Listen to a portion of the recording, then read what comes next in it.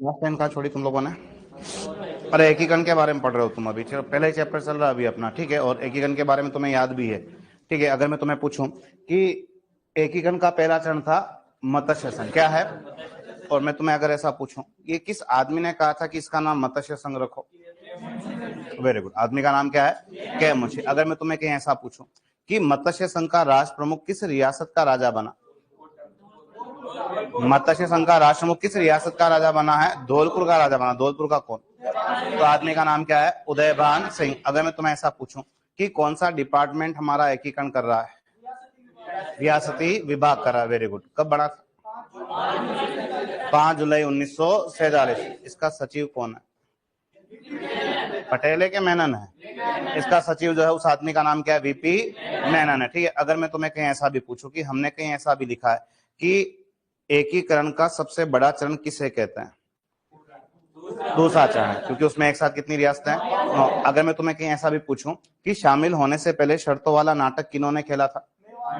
मेवाड़ के राजा। मेवाड़ के राजा किन्होंने? कितनी शर्तें? 3 थी। कौन कौन सी? एक तो राष्ट्रमुख हमेशा कहां से रखो? मेवाड़ से रखो, ठीक है। इसके अलावा 10 लाख पेंशन का, 20 लाख चाहिए, और राजधानी उनकी क्या बनाओ? उदयपुर। और ये 3 शर्तें किसने रखी थी? मेवाड़ के राजा गोपाल सिंह ने। और तीनों शर्तें मानी गई थी और मेवाड़ को एकीकरण में क्या करना पड़ा? शामिल करना पड़ा। मुझे ये बताओ कि सेकंड चरण के अंदर कोई रियासत शामिल होने से मना कर देती है क्या? कौन सी रियासत है वो? मेवाड़। मैं अगर तुम्हें ऐसा पूछूं कि इस संयुक्त राजस्थान का उद्घाटनकर्ता कौन है? जवाहरलाल नेहरू। और वृहद राजस्थान का उद्घाटन करता कौन है? सरदार पटेल है। मत्स्य संघ का उद्घाटन किसने किया? के एम मुंशी ने। और पूर्व राजस्थान संघ का?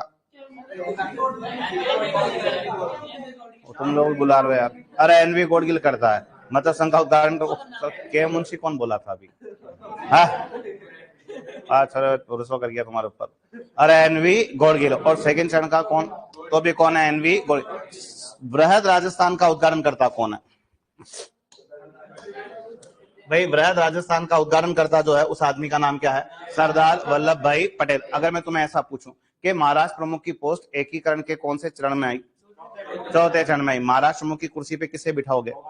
मेवाड़ के राजा गोपाल सिंह। और हम यही पढ़ रहे थे कि हमारा एक आदमी पाकिस्तान जाने की जिद करता है, कौन? अरे कौन करता है? हनुमान सिंह। और हनुमान सिंह कहाँ के? जोधपुर के। और क्यों जिद करता है? तो जिन्ना डिस्टर्ब करता है। जिन्ना क्या कहता है कि अगर शामिल हो जाएगा तो क्या दे देंगे? कराची बंदरगाह दे देंगे। ऐसा यहीं से लिखना शायद अभी अपने को, ना तो चौथा चरण से आगे लिखना शुरू करो भैया, ना जो भी ऑनलाइन वाले हैं या आप लोग लिखना शुरू। चौथे चरण में ये बंदूक वाला केस देखा था शायद अपन ने, तो लिखना वहीं से शुरू करो। देखो जोधपुर शासक, जोधपुर शासक हनुमान सिंह, जोधपुर शासक हनुमान सिंह, जोधपुर शासक हनुमान सिंह मोहम्मद अली जिन्ना के लालच से, परसों वाली क्लास से आगे लिख रहे भैया ना, चौथे चरण के अंदर लिखना आप लोग।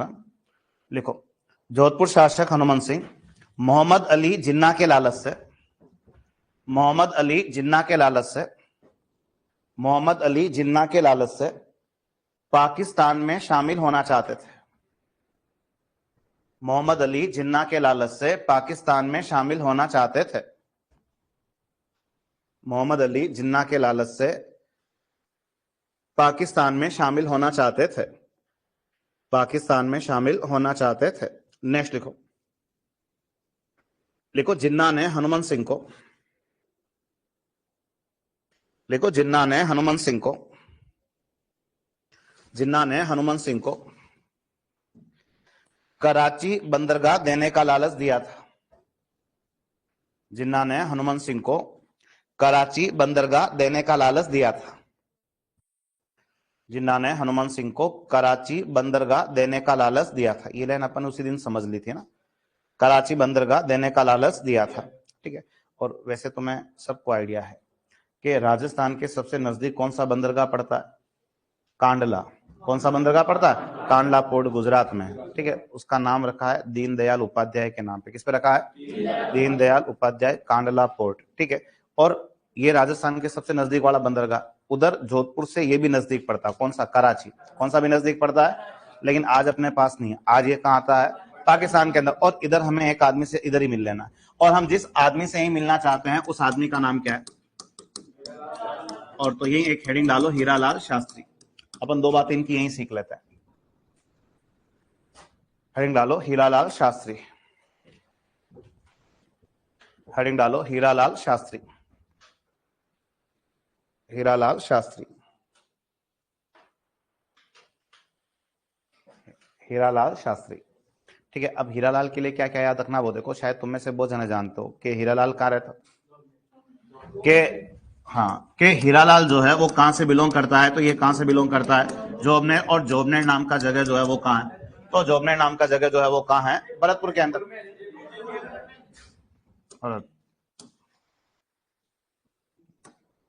तुम जग रहे हो भाई, जोबनेर नाम का जगह जो है वो कहां है, जयपुर के अंदर। इसके अलावा हीरालाल के लिए और क्या याद रखना वो देखो, कि हीरालाल जो है वो हमारे राजस्थान का पहला, हीरालाल जो है हमारे राजस्थान का पहला क्या है, मनोनीत मुख्यमंत्री, मतलब ऐसा आदमी जिसके लिए कोई इलेक्शन नहीं हुआ, इसको डायरेक्ट क्या कर दिया गया, नियुक्त कर दिया गया। तो राजस्थान का पहला मनोनीत मुख्यमंत्री जो है उस आदमी का नाम क्या बताओगे, हीरालाल शास्त्री। इसके अलावा हीरालाल के लिए और क्या याद रखना वो देखो, कि दो बातें, कि हमारे राजस्थान के अंदर, हमारे राजस्थान के अंदर मुख्यमंत्री पद की घोषणा कब हुई, लेकिन ये आदमी मुख्यमंत्री की कुर्सी पर कब बैठा, तो आप बताओगे कि ये आदमी मुख्यमंत्री कुर्सी पे कब बैठता है, 7 अप्रैल 1949, यानी एज ए सीएम ये अपना कार्यभार किस तारीख को ग्रहण करता है, 7 अप्रैल 1949, और राजस्थान में मुख्यमंत्री पद की घोषणा कब हुई, 23 मार्च 1949, और ये हमारा राजस्थान वालों का कब तक मुख्यमंत्री रहा, तो आप बताओगे कि राजस्थान वालों का कब तक मुख्यमंत्री रहा, जनवरी 1951।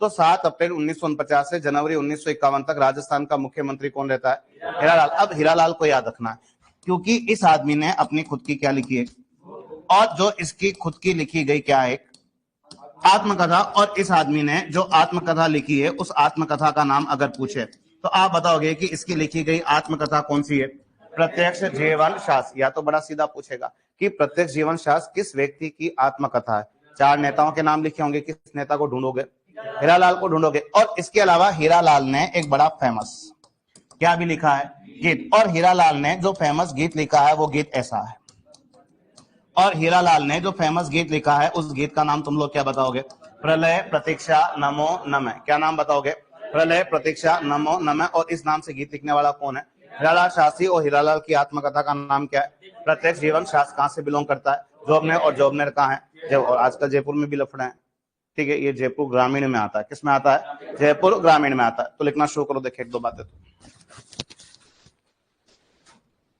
ये पहली क्लास है क्या, इधर हथियार कहाँ है, अच्छा आज ही आया, चलो लिखो, देखे लिखो, हीरालाल शास्त्री, लिखो जोबनेर जयपुर निवासी। कहां से बिलोंग करते हैं ये, जोबनेर जयपुर, जोबनेर जयपुर निवासी। लिखो नेक्स्ट, लिखो राजस्थान के प्रथम मनोनीत मुख्यमंत्री, लिखो राजस्थान के प्रथम मनोनीत मुख्यमंत्री। वो भरतपुर इसके दिमाग में आ गया, वो भरतपुर वाले ने लिखा ना, भरतपुर वालों की तरफ से राम राम, वो चक्कर वहां पड़ गया। लिखो, लिखो प्रथम मनोनीत मुख्यमंत्री, प्रथम मनोनीत मुख्यमंत्री। नेक्स्ट लिखो, लिखो इन्होंने 7 अप्रैल 1949, लिखो, लिखो इन्होंने 7 अप्रैल 1949 को, इन्होंने 7 अप्रैल 1949 को कार्यभार ग्रहण किया था, इन्होंने 7 अप्रैल 1949 को कार्यभार ग्रहण किया था, 7 अप्रैल 1949 को कार्यभार ग्रहण किया था। वह जनवरी 1951 तक, वह जनवरी 1951 तक, 7 अप्रैल 1949 को कार्यभार ग्रहण किया था। वह जनवरी 1951 तक राजस्थान के मुख्यमंत्री रहे, वह जनवरी 1951 तक राजस्थान के मुख्यमंत्री रहे, जनवरी 1951 तक राजस्थान के मुख्यमंत्री रहे, राजस्थान के मुख्यमंत्री रहे। नेक्स्ट लिखो, लिखो इनकी आत्मकथा, इनकी आत्मकथा, लिखो प्रत्यक्ष जीवन शास्त्र। लिखो इनकी आत्मकथा प्रत्यक्ष जीवन शास्त्र। इनकी आत्मकथा प्रत्यक्ष जीवन शास्त्र। नेक्स्ट लिखो, लिखो गीत। इन्होंने गीत भी लिखा है। प्रलय प्रतीक्षा नमो नमः। गीत लिखो प्रलय प्रतीक्षा नमो नमः। एक गीत जो इन्होंने लिखा था वो क्या था? प्रलय प्रतीक्षा नमो नमः। लिखा आप सब लोगों ने यहां तक। अब देखो क्या है कि हीरालाल से एक नाम और जुड़ा हुआ है, और हीरालाल से जो नाम जुड़ा हुआ है वो नाम क्या जुड़ा हुआ है? क्या नाम जुड़ा हुआ है? रतन शास्त्री। अब रतन यहाँ पे किसी आदमी का नाम नहीं है और औरत का नाम है, और ये किसकी वाइफ है? हीरालाल के। हीरालाल की वाइफ का नाम क्या है? रतन शास्त्री। इसके अलावा रतन शास्त्री राजस्थान की फर्स्ट महिला है जिसे भारत सरकार ने किससे सम्मानित किया? पद्मश्री से। इसके अलावा रतन शास्त्री और हीरालाल को इसलिए याद रखना है कि ये दोनों मिलके एक जगह, और जगह का नाम क्या है?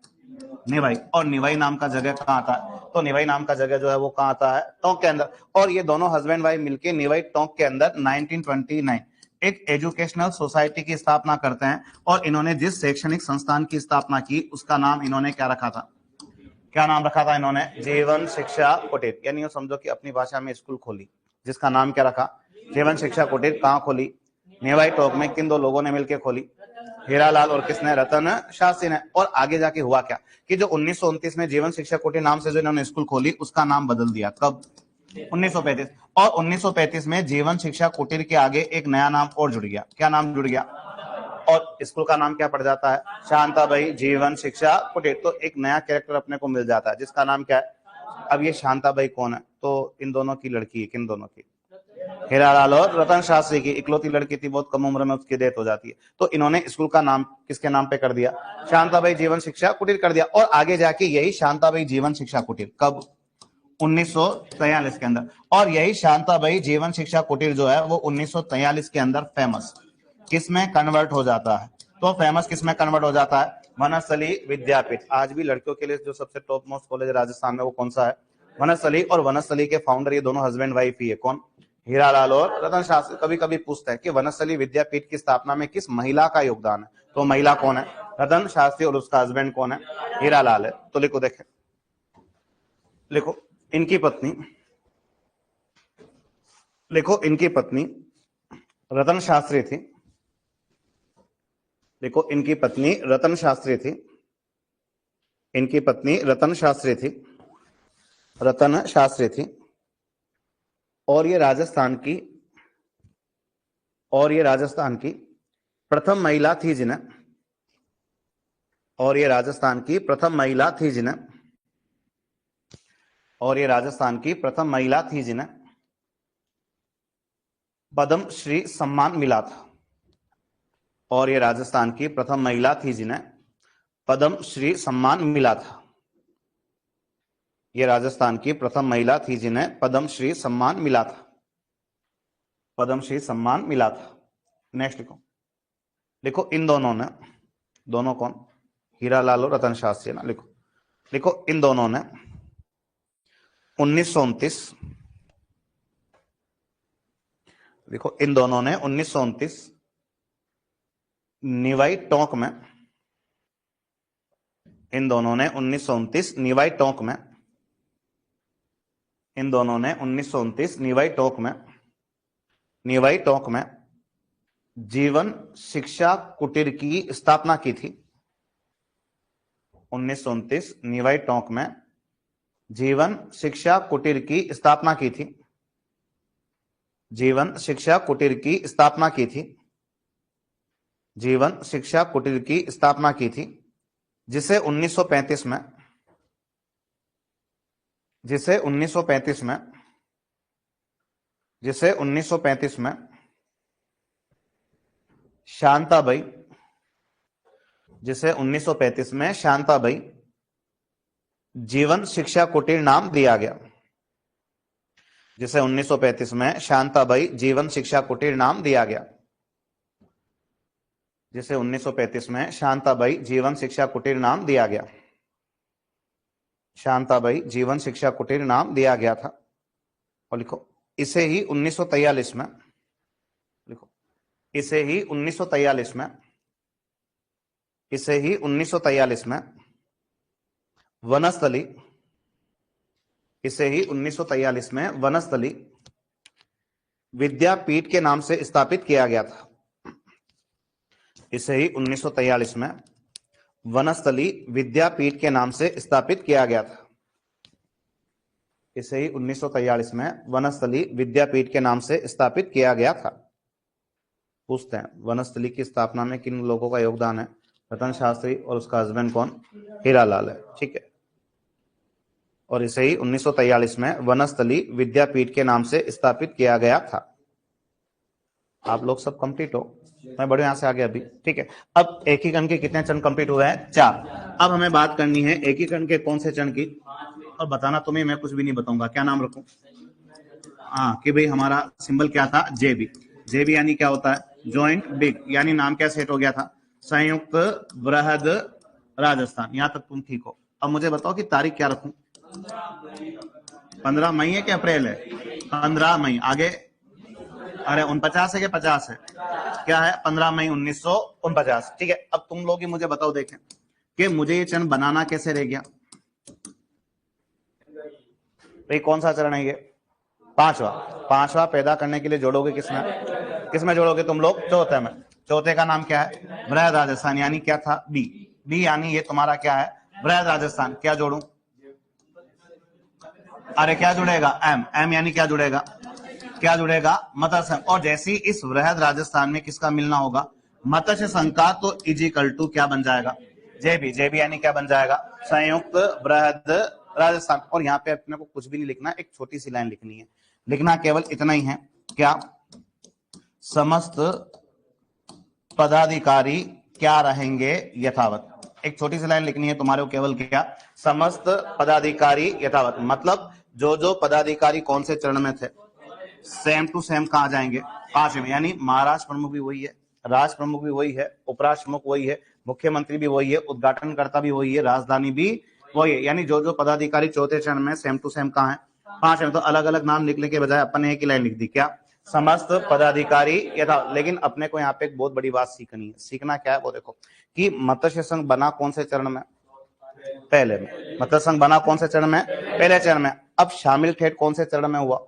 5वें में। और इसको लेट क्यों शामिल किया गया? वो लफड़े चल रहे हैं। क्या चल रहे हैं? लफड़े चल रहे हैं। कौन से लफड़े? भाषा के चक्कर में। वो कौन सी? भरतपुर और धौलपुर वाले। वो कह रहे हम कहा जा रहे हैं? यूपी में जा रहे हैं। वो एक राजा को तुमने दिल्ली में बंद कर दिया। किसको? अलवर के राजा तेज सिंह को तुमने कहा बंद कर दिया? दिल्ली। तो इन सब लफड़ों को क्लियर होने में 1 साल लग गया लगभग। कितना साल लग गया? और जब इनके सारे लफड़े ये क्लियर हो गए, उसके बाद अनाउंस करना पड़ा कि मत्स्य संघ के सारे इश्यूज क्लियर है। अब इसको फाइनली किसमें मिलो? बृहद राजस्थान में। और जो चरण बड़ा हो गया, अब इसका नाम क्या रखो तुम लोग? संयुक्त बृहद राजस्थान। अब यहाँ पे एक दो बातें हमारे काम की आ रही है। क्या काम की आ रही है वो देखो, कि मत्स्य संघ बना जरूर पहले चरण में है, लेकिन अब जाके राजस्थान में क्या हुआ है? वो शामिल। तो इस 5वें चरण के अंदर, इस 5वें चरण के अंदर एक तो तुम्हारे क्या काम आएगी, और इस 5वें चरण के अंदर जो तुम्हारे कमेटी काम आएगी, उस कमेटी का नाम तुम लोग क्या बताओगे? तो उस कमेटी का नाम क्या बताना है? शंकर देवराय कमेटी। और ये शंकर देवराय कमेटी वो कमेटी है जिसने ने सिफारिश की थी। और ये वही कमेटी है, शंकर देवराय कमेटी, जिसने सिफारिश की है कि बहुत अलग रह गया। क्या? मत्स्य संघ। अब इसको फाइनली किसमें शामिल कर लो? बृहद राजस्थान में। इसके सारे लफड़े क्लियर हो गए हैं। अब ये बिल्कुल तैयार है, मत्स्य संघ किसमें मिला दिया जाए? बृहद राजस्थान में। तो ये मत्स्य संघ जो है, ये मत्स्य संघ जो है वो किसमें शामिल हो? बृहद राजस्थान में। या बृहद राजस्थान को एग्जामिनर क्या भी लिखता है? विशाल राजस्थान। या कभी कभी पेपर वाला क्या भी लिख देता है? शेष राजस्थान। बात एक ही है, चाहे बृहद राजस्थान बोलो, चाहे विशाल राजस्थान, चाहे क्या बोलो, शेष राजस्थान। और इस मत्स्य संघ का विलय बृहद राजस्थान में हो जाए, इसके लिए किस कमेटी ने सिफारिश की? तो उस कमेटी का नाम क्या बताओगे? शंकर देवराय। तो 2-3 बार तो यहाँ प्रश्न बने, बड़े एग्जामों में बना लिए उन लोगों ने। प्रश्न का लैंग्वेज क्या था कि शंकर देवराय कमेटी में अध्यक्ष सहित कुल कितने मेंबर थे? तो ऑप्शन भी बड़े सीधे दिए, 1, 2, 3, 4। ये प्रश्न 2-3 बार बड़े बड़े एग्जामों में भी आ गया। इस बार ऐसा प्रश्न बन जाए, बना अभी तक खैर नहीं है, कि इस बार ऐसा प्रश्न बन जाए कि शंकर देवराय कमेटी में कौन सा मेंबर शामिल नहीं है। तो अब तीनों लोगों के नाम तुम्हें क्या रखने पड़ेंगे? तो अपन सोल्व कर लेंगे। तो इस शंकर देवराय कमेटी में जो 3 मेंबर है, एक तो खुद ही हो गया, कौन? शंकर देवराय, जो कमेटी का क्या है? अध्यक्ष। इसके अलावा इसका एक और साथी इस कमेटी में कौन है? तो आदमी का नाम तुम लोग क्या बताओगे? तो आदमी का नाम जो है तुम्हें क्या बताना है? तो आदमी का नाम क्या बताओगे? प्रभुदयाल। और इसके अलावा एक आदमी का नाम और क्या है? तो एक आदमी का नाम तुम लोग क्या बताओगे? तो आदमी का नाम क्या बताओगे? आर के सिद्धावा। तो शंकर देवराय, प्रभुदयाल और आर के सिद्धावा, ये तीनों के तीनों किस कमेटी के मेंबर है? और शंकर देवराय कमेटी की सिफारिश पर एकीकरण का कौन सा चरण कंप्लीट हुआ? पांचवा। कौन सा चरण कंप्लीट होता है? पांचवा चरण। और मत्स्य संघ को किसमें मिलवाया इसने? बृहद राजस्थान या विशाल राजस्थान या किसमें मिलवाया? शेष राजस्थान में मिलवाया। ये तो लिखो, फिर कुछ बातें और सीखते हैं यहाँ पे। लिखो, देखें, लिखो पांचवा चरण लिखो। देखो, जेबी यानी संयुक्त बृहद राजस्थान, संयुक्त बृहद राजस्थान, संयुक्त बृहद राजस्थान। तारीख लिखो 15 मई 1949।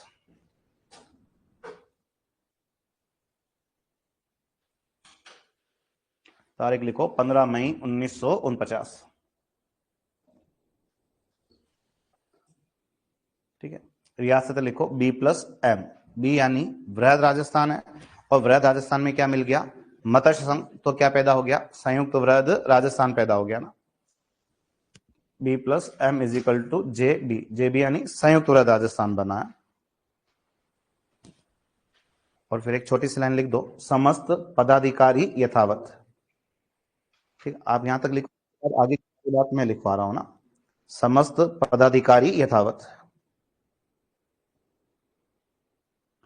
समस्त पदाधिकारी यथावत, समस्त पदाधिकारी यथावत। ठीक है। नेक्स्ट आंसर लिखो। लिखो, मत्स्य संघ का विलय, इसी पांचवें चरण में ही लिखना आप लोगों को ना।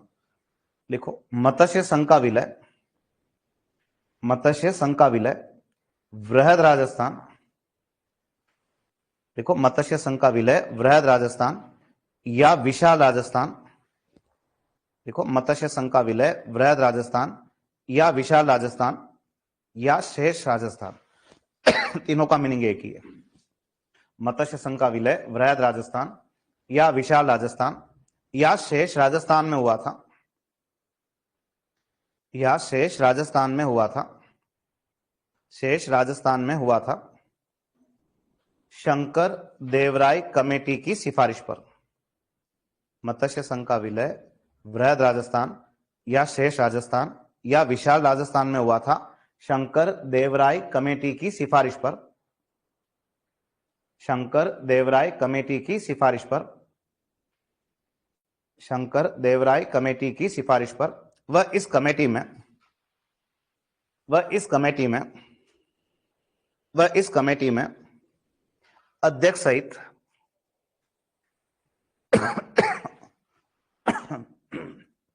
वह इस कमेटी में अध्यक्ष सहित कुल 3 सदस्य थे। वह इस कमेटी में अध्यक्ष सहित कुल 3 सदस्य थे। वह इस कमेटी में अध्यक्ष सहित कुल 3 सदस्य थे। और तीनों के नाम लिख दो। एक तो लिखो शंकर देवराय, जो कमेटी का क्या हो गया? अध्यक्ष।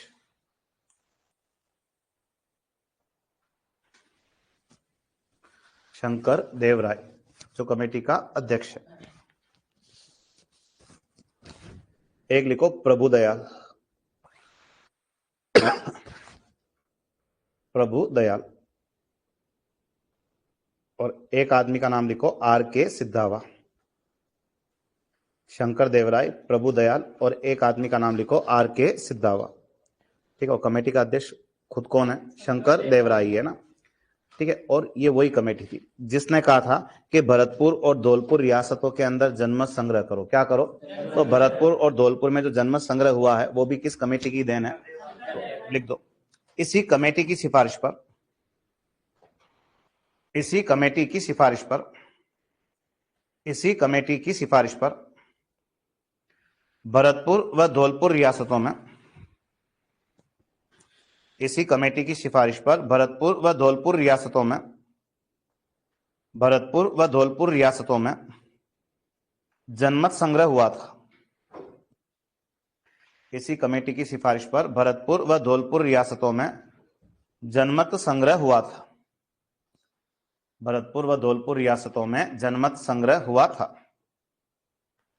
भरतपुर व धौलपुर रियासतों में जनमत संग्रह हुआ था। जनमत संग्रह हुआ था।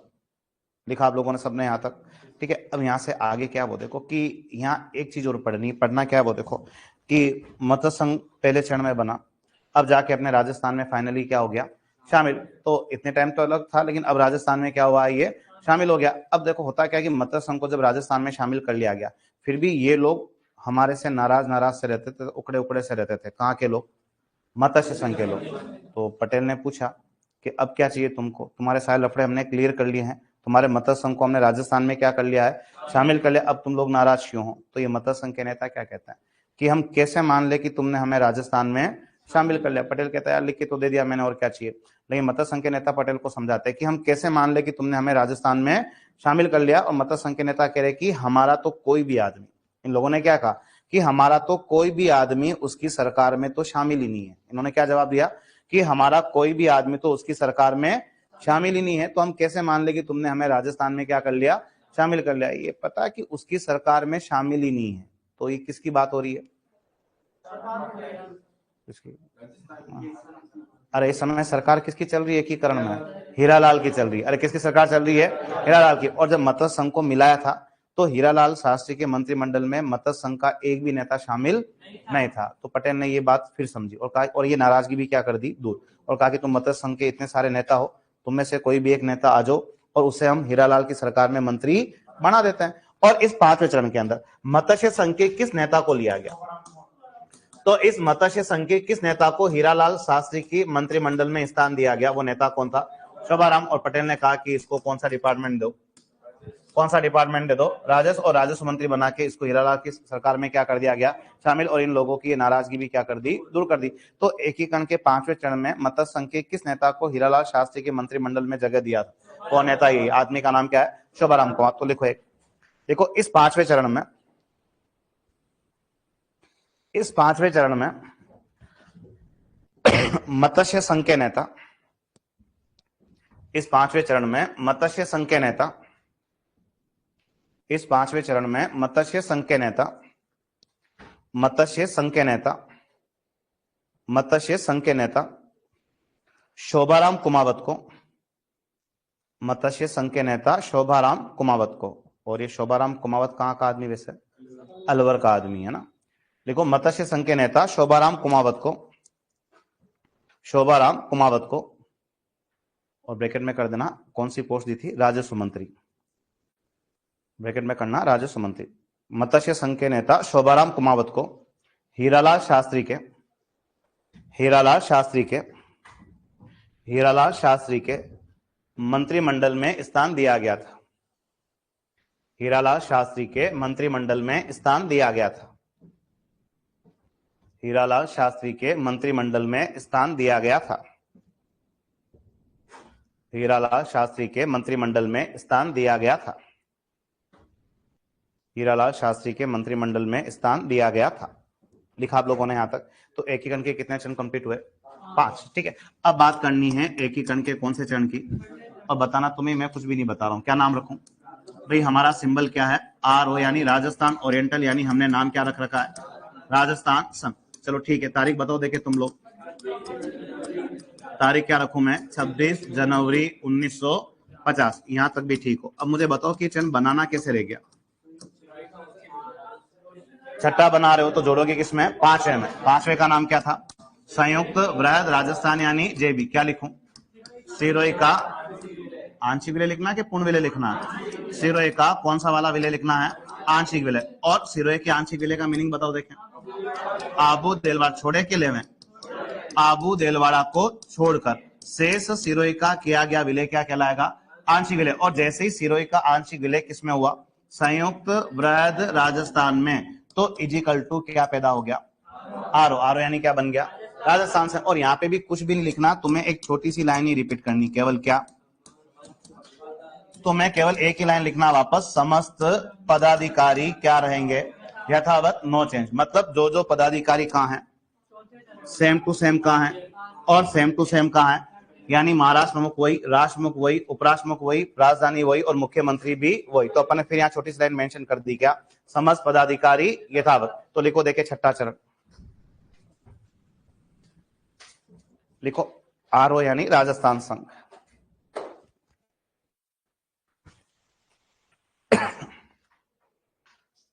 तारीख लिखो 26 जनवरी 1950।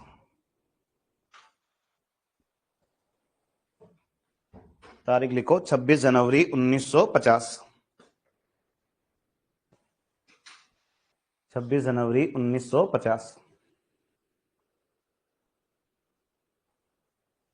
लिखो। रियासत है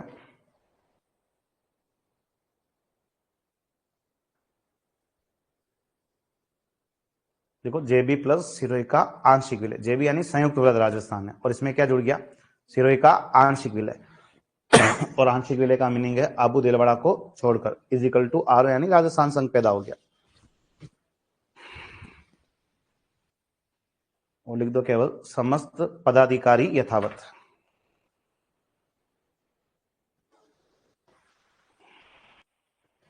समस्त पदाधिकारी यथावत।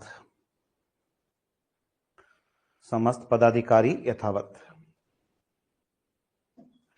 लिखा आप सब लोगों ने, यहां तक सब कंप्लीट, ठीक है। और जिसने लिख लिया वो हेडिंग डालो, 7वां चरण।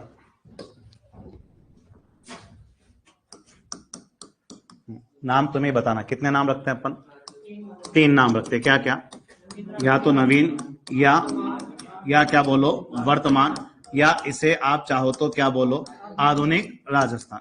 चलो ठीक है, तारीख क्या रखूं बताओ, देखें। Very good. तारीख क्या होगी, 1 नवंबर 1900 क्या होगी 56 होगी, ठीक है। अब तुम लोग मुझे बताओ कि कैसे बनाना रह गया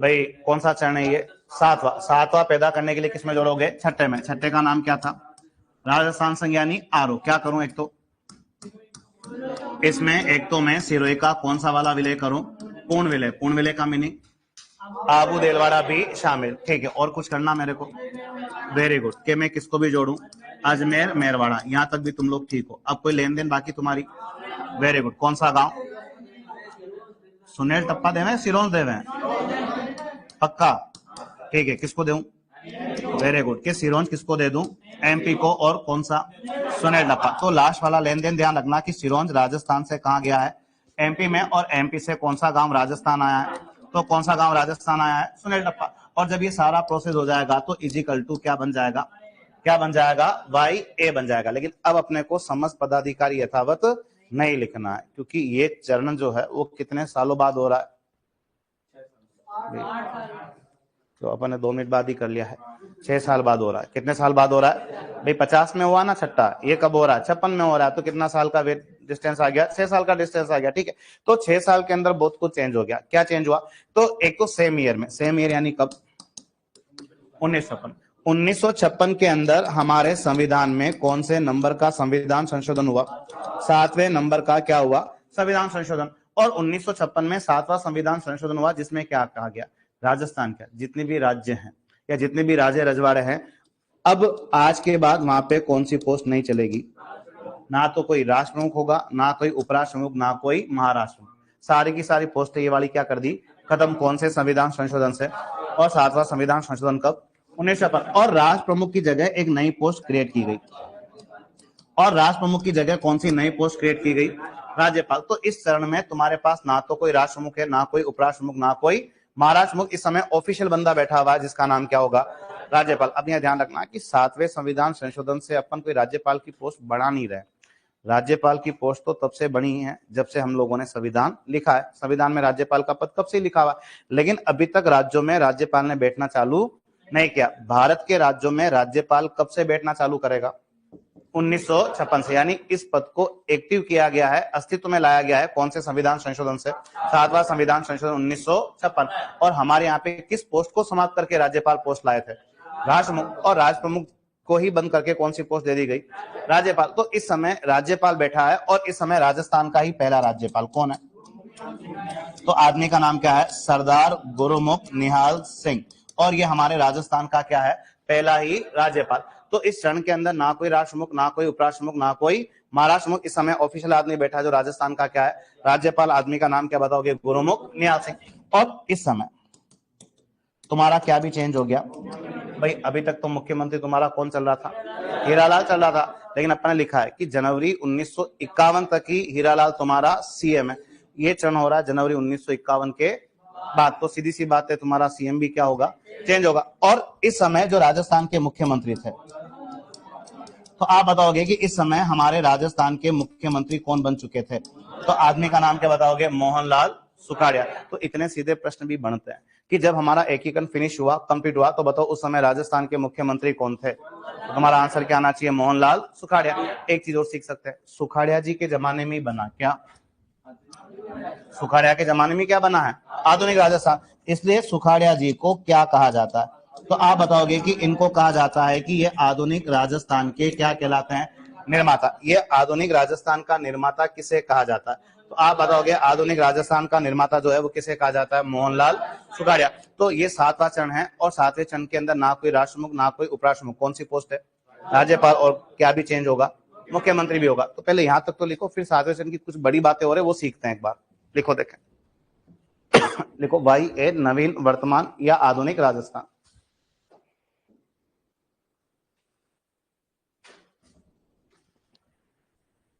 नवीन, वर्तमान या आधुनिक राजस्थान।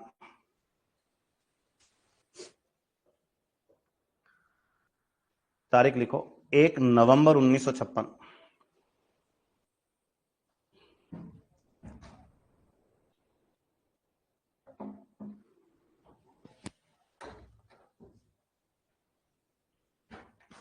एक नवंबर 1956।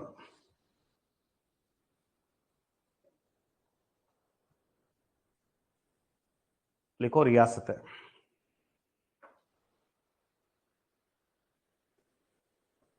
देखो, आरओ प्लस सिरोही का पूर्ण विलय, आरओ यानी राजस्थान संघ है वो ना, प्लस अजमेर मेरवाड़ा, और कौन सा गांव देना है, सिरोंज, और कौन सा लाना है, सुनेल टप्पा, और इजिकल टू वाई ए। आप लोग वाई ए तक लिख दो, बाकी सारी बातें मैं लिख पा रहा हूं ना, ठीक है। और यहां ये तो लिख ही दो, इस समय राज्यपाल गुरुमुख निहाल सिंह, इस समय राज्यपाल गुरुमुख निहाल सिंह और मुख्यमंत्री मोहनलाल सुखाड़िया। राज्यपाल गुरुमुख निहाल सिंह, मुख्यमंत्री मोहनलाल सुखाड़िया, मुख्यमंत्री मोहनलाल सुखाड़िया। पूछते हैं, जब एकीकरण कंप्लीट हुआ तो राजस्थान का मुख्यमंत्री निम्न में से कौन था, कौन था, मोहनलाल सुखाड़िया। और सुखाड़िया जी के कोष्टक में लिख दो आप लोग, आधुनिक राजस्थान का निर्माता। सुखाड़िया जी को क्या बोलोगे, आधुनिक राजस्थान का निर्माता। ये तो इलेक्शन लड़े, देखो 3 ही लोग ऐसे हैं, मैं तीनों के नाम बता दूं, जिन्होंने इलेक्शन नहीं लड़ा है लेकिन मुख्यमंत्री बने, मतलब मनोनीत रहे, ठीक है। खैर आपके कहीं काम नहीं आ रहा, मैं तीनों के नाम बता दूं। एक तो हीरालाल तो ही है, ठीक है। एक बने थे जयनारायण व्यास, और एक बने थे CS वेंकटाचारी। क्या नाम है, हमारे राजस्थान को कितने मनोनीत मुख्यमंत्री बने हैं, 3। कौन कौन, हीरालाल, जयनारायण व्यास और CS वेंकटाचारी। वेंकटाचारी तो साउथ का आदमी, कहाँ का आदमी है, साउथ का आदमी, बड़ा आदमी था, तो उसको क्या बना दिया, मनोनीत, सीएम बना दिया अपने यहाँ पे। 3 ही लोग मनोनीत की पोस्ट पर है, बाकी इन्होंने चुनाव लड़ा। और पहला मुख्यमंत्री जो चुनाव लड़के मुख्यमंत्री बना, टीकाराम पालीवाल। उस आदमी का नाम क्या था, क्योंकि इलेक्शन होते हैं 52 में, कब इलेक्शन होते हैं, 52 में इलेक्शन हो जाते हैं अपने यहाँ। तो टीकाराम पालीवाल इलेक्शन लड़के एमएलए का इलेक्शन जीत के मुख्यमंत्री बनता है ना, ठीक है। देखो, इस समय राज्यपाल गुरुमुख निहाल सिंह, मुख्यमंत्री कौन है, मोहनलाल सुखाड़िया। और सुखाड़िया जी को क्या कहते हैं, आधुनिक राजस्थान का। यहां तक कंप्लीट है आप सब लोग, ठीक है। नेक्स्ट लाइन ब्रैकेट बना के लिखो, कोष्टक बना के लिखो, कोष्टक बना के लिखो। लिखो, 7वां संविधान संशोधन 1956। 7वां संविधान संशोधन 1956। 7वां संविधान संशोधन 1956 राष्ट्र प्रमुख के पद को समाप्त कर। 7वां संविधान संशोधन 1956 राष्ट्र प्रमुख के पद को समाप्त कर, राष्ट्र प्रमुख के पद को समाप्त कर राज्यपाल का पद अस्तित्व में लाया गया था। राष्ट्र प्रमुख के पद को समाप्त कर राज्यपाल का पद अस्तित्व में लाया गया था। राष्ट्र प्रमुख के पद को समाप्त कर राज्यपाल का पद अस्तित्व में लाया गया था। राज्यपाल का पद अस्तित्व में लाया गया था, लिखा आप लोगों ने। ठीक है, अब यहाँ पे एक चीज और सीखते हैं भी। राज्यपाल राज्य का सबसे बड़ा अधिकारी होता है। राज्यपाल को होता है राज्य का सबसे बड़ा अधिकारी, यानी राज्य का संवैधानिक मुखिया। जैसे भारत का संवैधानिक मुखिया होता है राष्ट्रपति, कौन होता है? राष्ट्रपति। वैसे ही राज्य का संवैधानिक मुखिया कौन होता है? एक प्रश्न बनता है, राज्यपाल से पहले राजस्थान का संवैधानिक मुखिया कौन होगा? कौन होगा? राष्ट्रमुखी होगा यार। ठीक है, और राष्ट्रमुखी की जगह कौन आ गया? राज्यपाल। बस है सेम टू सेम पोस्ट है, बस नाम बदल दिया। राष्ट्रमुख का क्या रख दिया गया? राज्यपाल। तो एक लाइन और लिखो, पोस्ट के अंदर लिखना। लिखो राज्यपाल से पहले राष्ट्र प्रमुख। लिखो राज्यपाल से पहले राष्ट्र प्रमुख राज्य का संवैधानिक मुखिया था। राज्यपाल से पहले राष्ट्र प्रमुख राज्य का संवैधानिक मुखिया था। राज्य का संवैधानिक मुखिया था। राज्य का संवैधानिक मुखिया था। राज्य का संवैधानिक मुखिया था। ठीक है, अब दो बातें हो जाती है। राजस्थान में राष्ट्र प्रमुख की पोस्ट कब समाप्त हुई? 1956। और राजस्थान में राज्यपाल कब से बैठना चालू हुआ? 1956। तो मेरा एक भाई पूछा, मनोनीत का मीनिंग ये होता है जिसको डायरेक्ट नियुक्त करते हैं। मनोनीत का मीनिंग है कि उसने इलेक्शन नहीं लड़ा, किसी प्रकार का कोई एमएलए का इलेक्शन नहीं लड़ा और डायरेक्ट उसको एज ए सीएम प्रमोट कर दिया गया, उसको कहते हैं मनोनीत होना ना। ठीक है, लिख दिया आप लोगों ने यहाँ तक। अब यहाँ पे हमें कुछ बड़ी बातें और सीखनी। एक चीज और सीख सकते हैं कि राज्यपाल जब कोई भी नया आता है, जैसे अभी राजस्थान का राज्यपाल कौन है? कलराज मिश्र तो चले गए।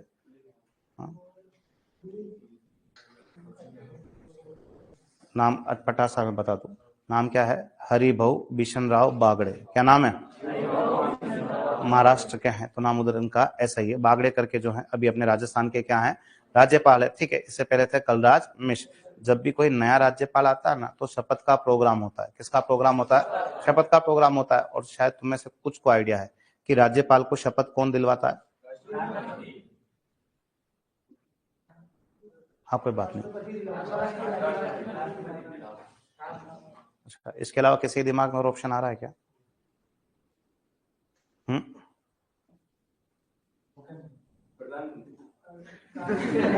देखो, प्रधानमंत्री, मुख्यमंत्री तो ये खुद वो लोग हैं जो खुद भी शपथ लेते हैं। खुद भी क्या लेते हैं? शपथ लेते हैं। देखो क्या है कि कोई बात नहीं, जो भी। हाँ, वेरी गुड। एक को देखो दिमाग चला ना, थोड़ा सा ठहरे तो ऑटोमेटिक चलना क्या हो गया? शुरू हो गया। ठीक है, जो भी, देखो ऑनलाइन वाले भी सही लिख रहे हैं, उसने लिख दिया एक आदमी ने। ठीक है, कि जो भी हाई कोर्ट होता है, क्या होता है? राज्य का हाई कोर्ट यानी उच्च न्यायालय। क्या होता है? उच्च न्यायालय का मुख्य न्यायाधीश कौन है?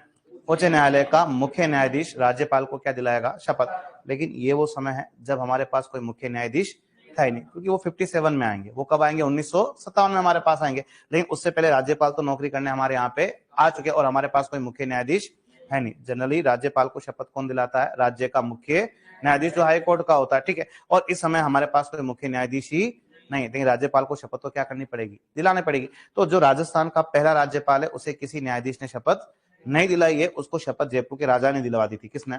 मानसिंह सेकंड ने। तो एक लाइन और लिख दो, ब्रैकेट में लिखना।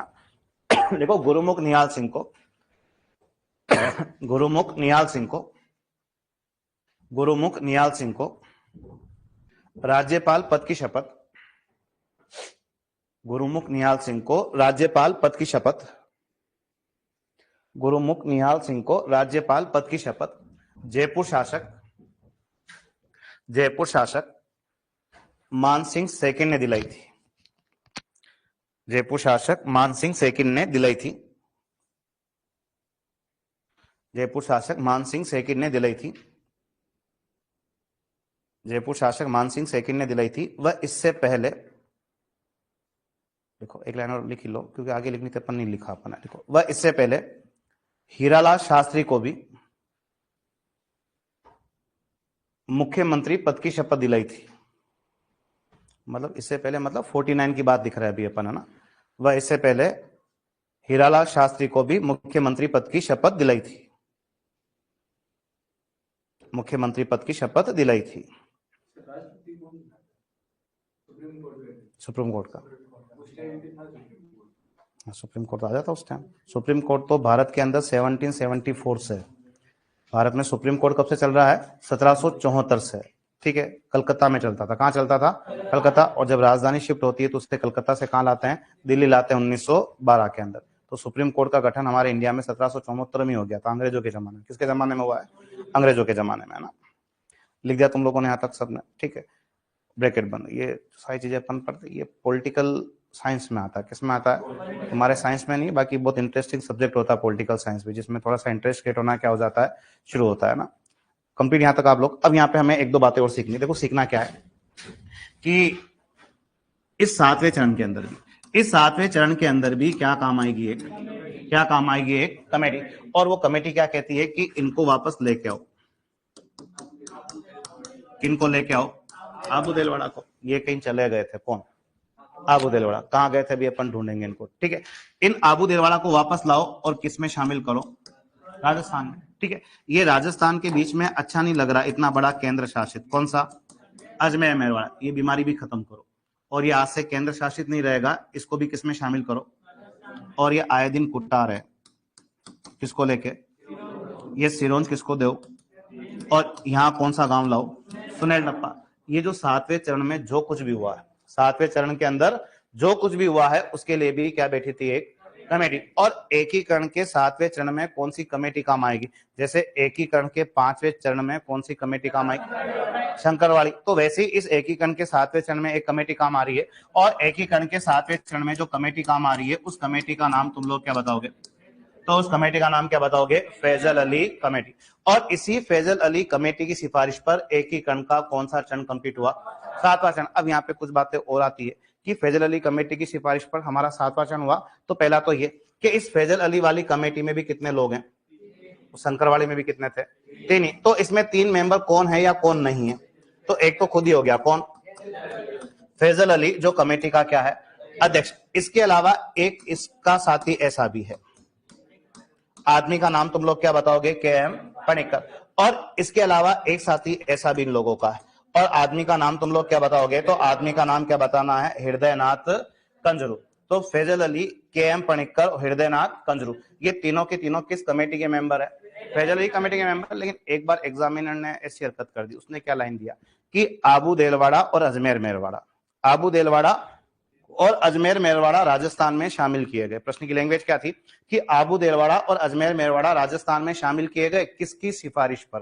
तो वो ऐसे ही हुआ था वहां पे कि जब छोरों ने पेपर हाथ में लिया, लाइन पढ़ के बड़े खुश हुए क्योंकि उनको इनका आंसर आता है। लेकिन जब ऊपर से गोले मारते हुए उसी जगह पे पहुंचे कि अजमेर मेरवाड़ा और आबू देलवाड़ा राजस्थान में शामिल हुए थे, किसकी सिफारिश पर? वहां ढूंढ रहे थे किसको? भाई साहब तो ऑप्शन में भी नहीं थे, लेकिन फिर भी प्रश्न का लैंग्वेज वही था। तो वहां ध्यान रखना कि एक ऑप्शन और आता है कि ये फैजल अली असल में है कौन। तो 1953 से हमारे भारत के अंदर हमारी भारत सरकार ने क्या बना रखा था?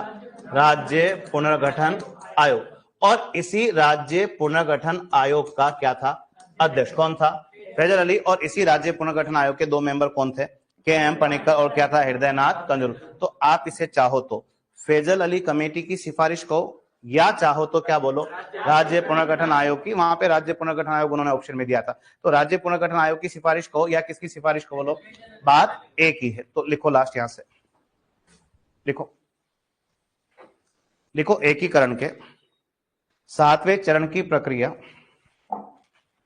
एकीकरण के 7वें चरण की प्रक्रिया, एकीकरण के 7वें चरण की प्रक्रिया राज्य, लिखो एकीकरण के 7वें चरण की प्रक्रिया राज्य पुनर्गठन आयोग के अध्यक्ष,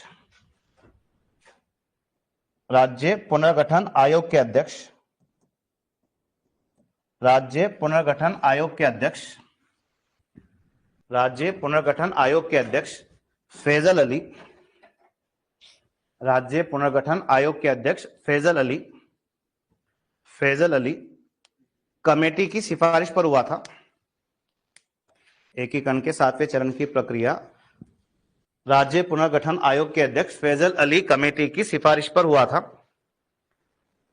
फैजल अली कमेटी की सिफारिश पर हुआ था।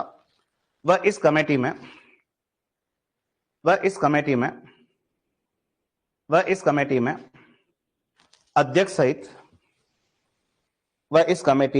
अध्यक्ष सहित कुल 3 सदस्य थे।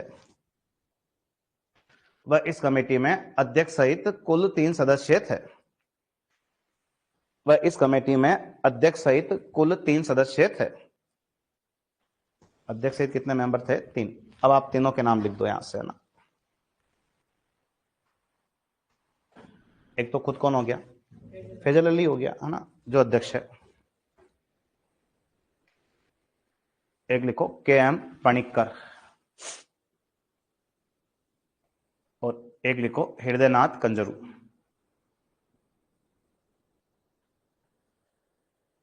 KM पणिक्कर और एक लिखो हृदयनाथ कंजरू।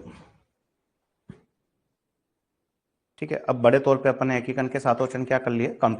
ठीक, कुछ छोटी छोटी सी बातें हो रहे वो अपन कल लिख के इस टॉपिक को क्या करेंगे? खत्म करेंगे। यहां से कल बात करें। ठीक है।